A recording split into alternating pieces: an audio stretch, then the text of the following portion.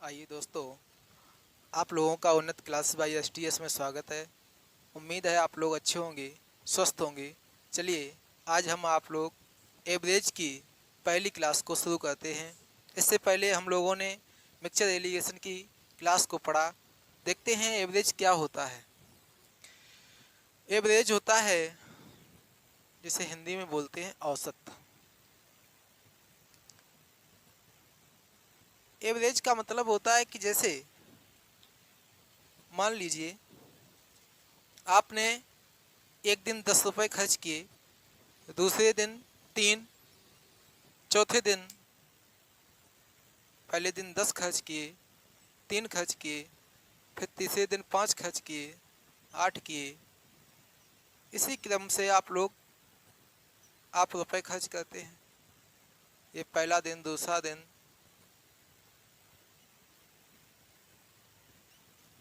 कितने दिन खर्च किए? 5 दिन। हम आपसे ये पूछें कि औसत क्या है आपका, कि एक दिन में कितने रुपए खर्च करते हैं, तो क्या आप ये बताएंगे कि 10 रुपये खर्च करते हैं, या 3 रुपये, या 5, 8, 20? ऐसे तो नहीं बताएंगे। हम लोग क्या करेंगे, औसत निकालेंगे तो इन्हें ऐड करेंगे। 10 3 13, 5 18, 18 8 26, 26 और 20 46। कितनी संख्याएं थी? 1 2 3 4 5। तो हम 5 से काटेंगे, 5 में 45 पॉइंट, 1 बचा, 5 दूनी 10। औसत यदि देखें प्रतिदिन का, तो 9 रुपये 20 पैसे प्रतिदिन खर्च करते हैं। सही बात है, चलो ठीक है।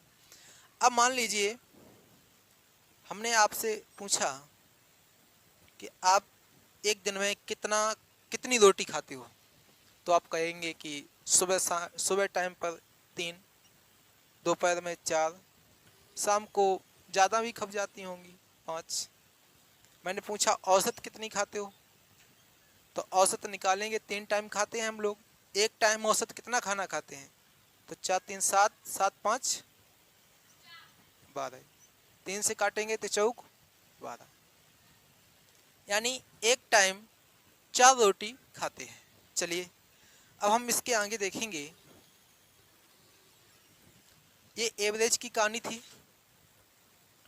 उम्मीद है आप लोगों को ये बात समझ में आई होगी। अच्छा, एवरेज का फार्मूला क्या होता है? देखिए, इसे औसत बोलते हैं। पदों का योग, पदों या प्रेक्षणों, पदों का योग बटे पदों की संख्या। देखिए, ये जो हम फार्मूला लिख रहे हैं, क्वेश्चन इस फार्मूले की बेस्ड से मिलेंगे, करेंगे। लेकिन हमने इससे पहले कई क्लासें पढ़ी जिसमें फार्मूले लिखे। फार्मूलों का यूज बहुत कम होता है। क्यों? क्योंकि क्वेश्चन ही ऐसे बनते हैं। चलिए, अब जैसे मान लीजिए कहा गया कि 3 संख्याओं का औसत 20 है, तो बताइए पदों का योग क्या होगा? तो औसत कितना है? 20। संख्याएं कितनी हैं? 3। पदों का योग पूछा गया। पदों का योग निकालेंगे तो कैसे निकालेंगे हम? इस साइड इसका गुणा करेंगे तो 20 60। पदों का योग कितना हो गया? 20 60। आप चाहें तो इसे फार्मूला के रूप में यहाँ भी लिख सकते हैं। क्या? समझने के लिए, यदि पदों का योग निकालना हो, पदों का योग, तो हम क्या करेंगे? औसत गुणा पदों की संख्या। बहुत बढ़िया।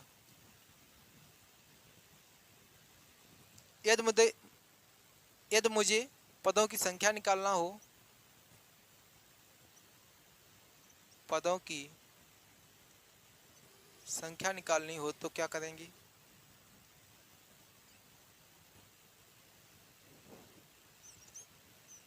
पदों का योग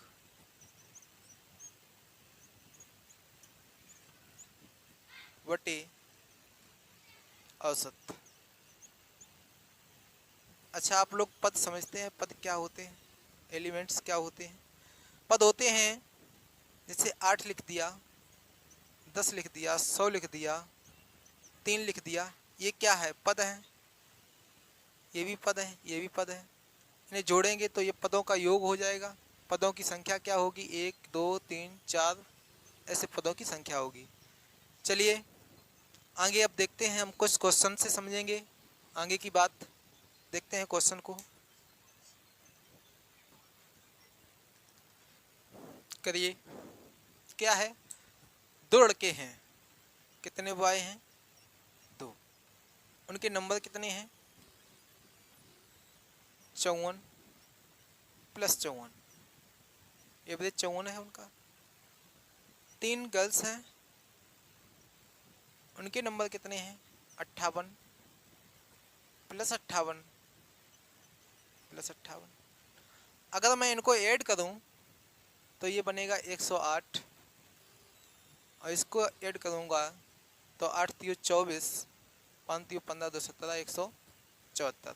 8 2 16, 8 3 24, 4 हासिल लगी 2, 5 10 15 2 17। ठीक है, टोटल करेंगे 8 4 12, हासिल लगी 1, 7 1 8, 1 1 2, 282। यहाँ नंबर कितने हुए? 2 3 5, तो 282 बटे 5। इसे काटेंगे 5 25, कितने बचे? 30 32, 5 छक्का 30, 2 बचे हासिल, 5 चक्कू 20, तो कितना आया? 56.4। एवरेज कितना आया? 56.4 औसत है। औसत का मतलब होता है कि प्रत्येक लड़की और लड़के का औसत कितना हो गया? 56.4। इसके बाद देखते हैं अगले क्वेश्चन में।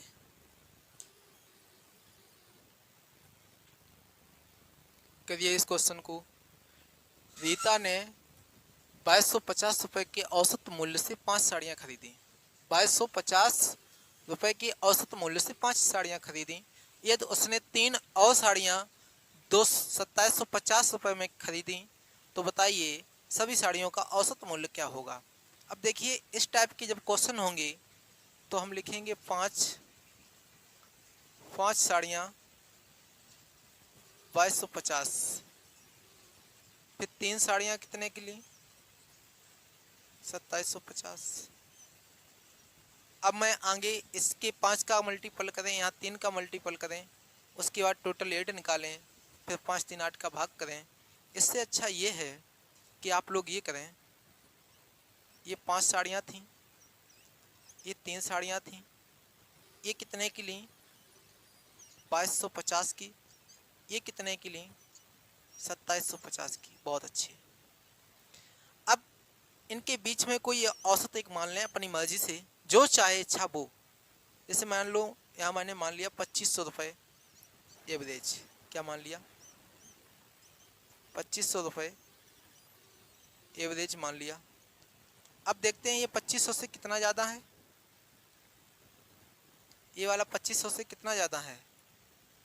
250। ये 2500 से कितना कम है? माइनस का 250। कम वाले को माइनस, ज़्यादा वाले को प्लस। ठीक है, अब मैं क्या करेंगे, यहाँ इसका 3 से मल्टीपल कर दो, इसका 5 से मल्टीपल कर दो। 5 से मल्टीपल करेंगे तो कितना आएगा? 0, 25 पंचे 125, 1225 माइनस के, ये 25 3 75, 750 प्लस के।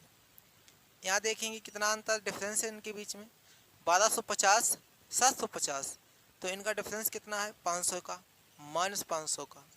कितनी संख्याएं थी? 5 3 8, 8 से काटेंगे तो ये कितना आएगा? 8 संग 48।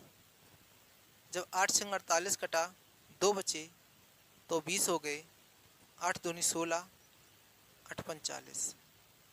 ये कितना? माइनस का, माइनस 6 पॉइंट यहाँ नहीं लगेगा, 8 संग 48 यहाँ लगेगा पॉइंट।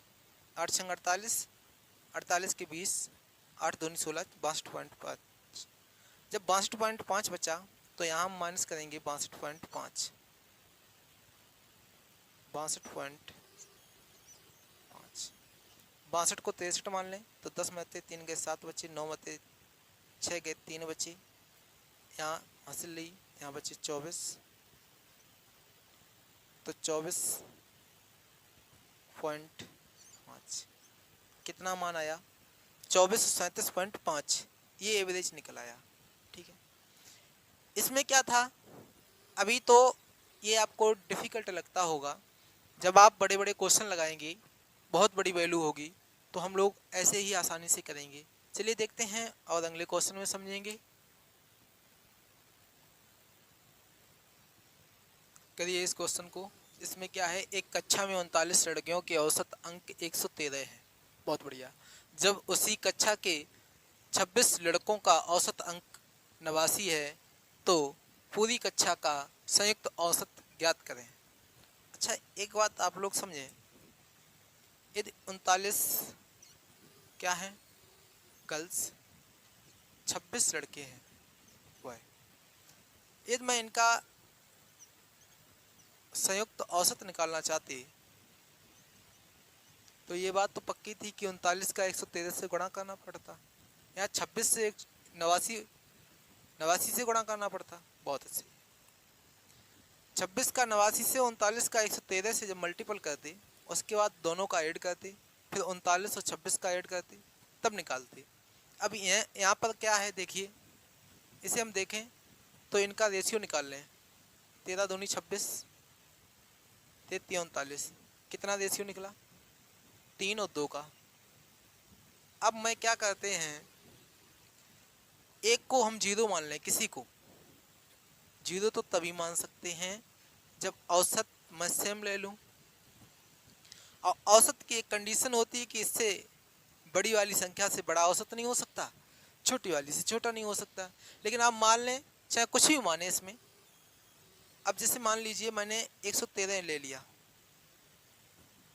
ये औसत जो एवरेज था वो मैंने 113 ही ले लिया।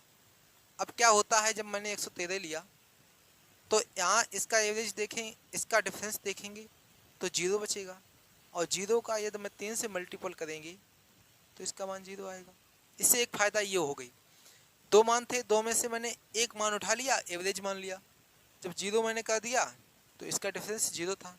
ठीक है, अब 113 और 189 से कितना कम है, यदि औसत 113 होता तो 89 से कितना कम है, एक यहाँ बढ़ा दें तो 90, और 90 के बाद 23 इसमें है तो एक 24, कितने 24, क्या कम है या ज़्यादा, कम, 24 कम है।